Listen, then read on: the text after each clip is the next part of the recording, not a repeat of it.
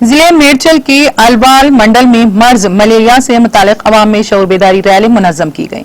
चुनांचे इस मौके पर डिस्ट्रिक्ट असिस्टेंट ऑफिसर महकमे मलेरिया की ज़ेर क़यादत महकमे मलेरिया के अमले की जानिब से अलवाल म्यूनसिपल दफ्तर से एक रैली निकाली गई, जिसमें अवाम को मलेरिया के मर्ज से मुतालिक शऊर बेदार किया गया।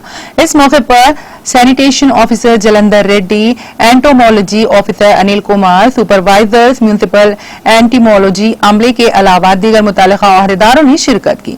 इस मौके पर डिस्ट्रिक्ट असिस्टेंट ऑफिसर महकमे मलेरिया ने खिताब करते हुए कहा कि मर्ज मलेरिया के खात्मे के लिए साल 25 अप्रैल 2021 को अफ्रीका में यौम मलेरिया मनाने का आगाज किया गया था।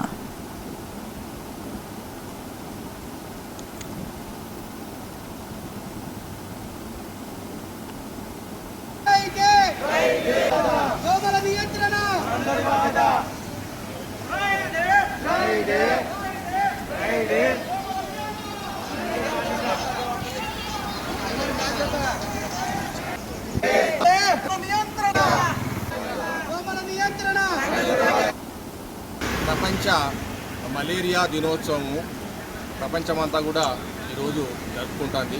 అంటే దీని ఉద్దేశం ఏంటి, థీమ్ ఏంటంటే దీని యొక్క థీము ప్రపంచంలో మొత్తం కూడా ఈ మలేరియాతోటి కొన్ని కోట్ల మంది ప్రతి సంవత్సరం చనిపోతున్నారు. అంటే ఏ డిసీజ్ తోటి కూడా ఇన్ని కోట్ల మంది చనిపోతున్నాయి. ఎవ్రీ ఇయర్ కొన్ని కోట్ల మంది ఈ యొక్క మలేరియాతోటి, ఎస్పెషల్లీ యూరోప్ కంట్రీసు, తర్వాత సెంట్రల్ ఆఫ్రికా ఈ కంట్రీస్లలో విపరీతంగా ఉంటుంది మలేరియా. దానివల్ల అక్కడ దేశాలలో లక్షలాది మంది ప్రతి సంవత్సరం చనిపోతున్నారు.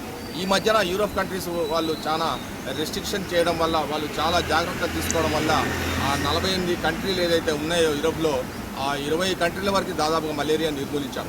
మన భారతదేశంలో మనం కూడా చాలా కార్యక్రమాలు చేస్తున్నాము. అయినా కూడా ఈ ఇందులో ఉన్నటువంటి 5 రకాలు ఉంటాయి పారాసైట్స్. దీంట్లో ప్లాస్మోడియం మలేరియా అని ఒకటి, ప్లాస్మోడియం ఫాల్సిఫెరమ్ అని ఒకటి, వైవాక్స్ అని ఒకటి, ఓవల్ అని ఒకటి, నోవల్స్ అని ఒకటి 5 ఉంటాయి. దీంట్లో బాగా థ్రెట్ ఉన్నది ఫాల్సిఫెరమ్ ఒకటి, వైవాక్స్ ఒకటి. వీటి వల్ల ఇమ్మీడియట్లీగా మనకు 10-15 రోజుల్లోనే ఈ మలేరియా, ఈ పారాసైట్ అనేది మనిషి రక్తంలో ఎక్కిపోయి దోమ ద్వారా వచ్చేసి మనకు మలేరియా వచ్చేస్తుంది. సో మనమందరం కూడా జాగ్రత్తగా ఉండాలి.